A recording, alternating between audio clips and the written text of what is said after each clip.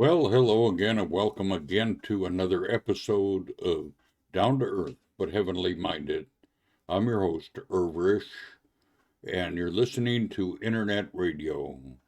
And in this episode, we're going to be looking at Philippians in our uh, series in the New Testament survey by Daniel C. Snaddon. So, with that said, let us just start. New Testament Survey, Philippians, by Daniel C. Snaddon. This was the first epistle ever written to a Christian church in Europe. Paul's visit to Europe, not ostentatious in character, had tremendous repercussions throughout the whole continent. His going there was the result of what we now know as the Macedonian vision, described for us in Acts 16 verse 9. The context clearly shows that it was God's will for the gospel to enter into Europe. Philippi was a Roman colony. It was named after Philip, father of Alexander the Great, see Acts 16. Very few Jews lived at Philippi, probably because it was a military colony, rather than a mercantile city. This would account for the fact that the opposition Paul and his companions received was from the Philippians themselves. The church at Philippi held a unique place in the heart and affections of the apostle. Being a personal letter, he uses terms of endearment profusely, more profuse than in any other epistle he wrote. Some examples of this are found in the following verses. Philippians 4 verse 10, Your affectionate considerateness hath flourished again. Philippians 4 verse 14, You communicated with me in my affliction. Philippians 4 verse 18, I have all and abound. I am full, having received from Epaphroditus your offering. Philippians 1 verse 7 Paul writes, I have you in my heart. Philippians 1 verse 8 Paul writes, How greatly I long after you. 3 times in 4 chapters, the adjective, beloved, flows from the apostle's pen.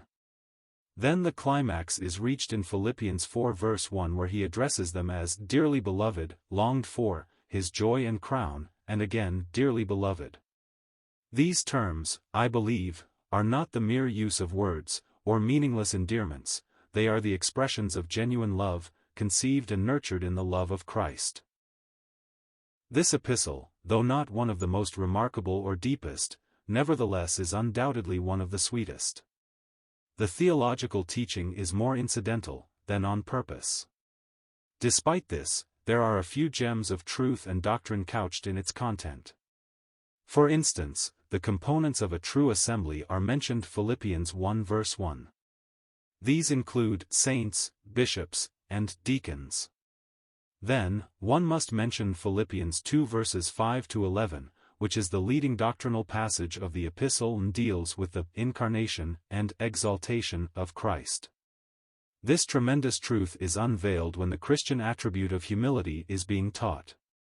This splendid theological paragraph is unveiled in a background of strife, vainglory, wrong self-esteem, disunity, murmurings, and disputing.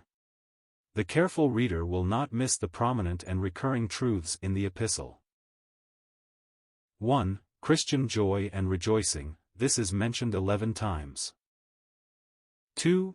Gain in Christ, Philippians 1 verses 21 to 23, Philippians 3 verses 7 to 8, and Philippians 4 verse 19.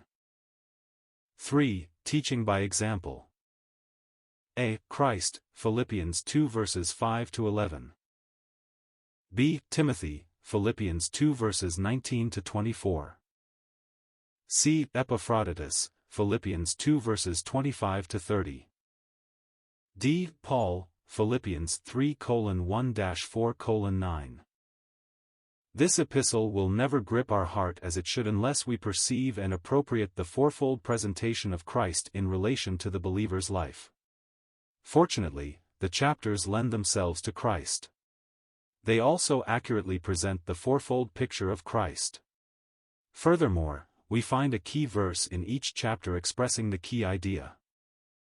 Chapter 1, Christ is the believer's life. Key verse, For me to live is Christ, Philippians 1 verse 21. Chapter 2, Christ is the believer's mind. Key verse, "Let this mind be in you which was also in Christ Jesus," Philippians 2 verse 5. Chapter 3, Christ is the believer's goal. Key verse, "That I may know him," Philippians 3 verse 10. Chapter 4, Christ is the believer's strength. Key verse, "I can do all things through Christ who strengtheneth me," Philippians 4 verse 13. Christ our life, Christ our mind, Christ our goal, Christ our strength. Please note also another theme that permeates the letter, the gospel. Fellowship in the gospel, Philippians 1 verse 5. Confirmation of the gospel, Philippians 1 verse 7. Progress of the gospel, Philippians 1 verse 12. Defense of the gospel, Philippians 1 verse 16. Worthy of the gospel, Philippians 1 verse 27. Striving for the faith of the gospel, Philippians 1 verse 27. Service in the gospel, Philippians 2 verse 22. Labor in the gospel, Philippians 4 verse 3. Beginning of the gospel, Philippians 4 verse 15. Despite its frequent mention, no attempt is made by the apostle to define the term. Philippians 1, this chapter describes the zenith of Christian living, that Christ may be magnified in my body, in life or death. He says that, for me to live is Christ. Paul also describes here the blessedness of being with Christ and that the gain we receive is far better. Philippians 2, this chapter illustrates precept by example and that the act of self-humbling leads to the exaltation by the Father. Philippians 3, this chapter contains the Christian's primary objective: suffer the loss of all things that I may win Christ. Philippians 4, this chapter describes the abiding presence of Christ, who stands guard over our hearts, removing all anxious thoughts. He grants us peace and gives us strength, supplying all our need.